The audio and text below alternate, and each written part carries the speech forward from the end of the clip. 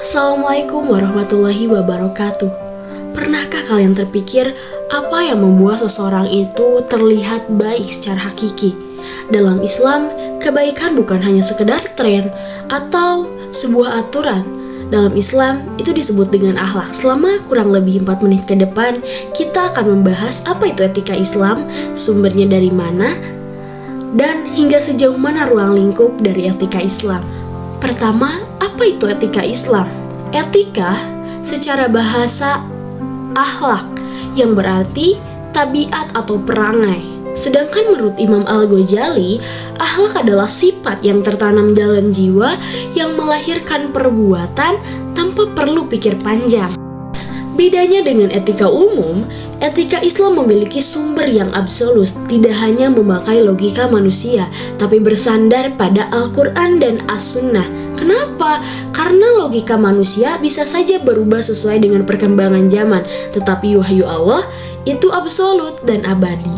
Nah, sumber utama dari etika Islam adalah Al-Quran dan As-Sunnah, lalu ditambahkan dengan ijtihad, qiyas, ijma. Yang pertama adalah Al-Quran. Al-Quran ini sebagai sumber utama yang menetapkan atau menentukan ma'ruf mungkar.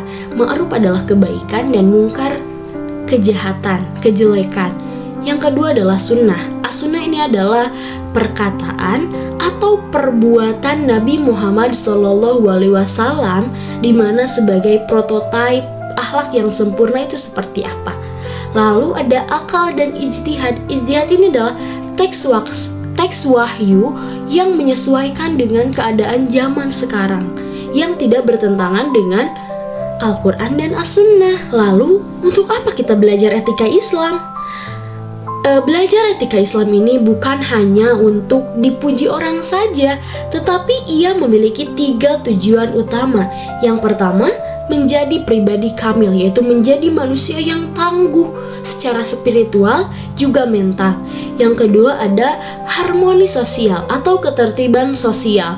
Nah, kita coba bayangkan dunia tanpa rasa kejujuran, rasa hormat, tanpa adab. Nah, etika Islam ini hadir untuk menjaga kedamaian antar manusia. Lalu ketiga ada untuk sebagai keselamatan dunia akhirat kita.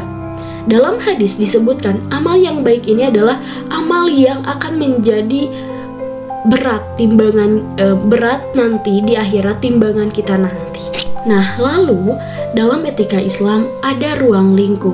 Ruang lingkup dalam etika Islam tidak hanya sekedar kita dengan Tuhan, kita dengan Allah saja, tetapi ada 4. Ada akhlak kepada Allah, akhlak kepada diri sendiri, akhlak kepada keluarga, akhlak kepada sosial, juga akhlak terhadap lingkungan.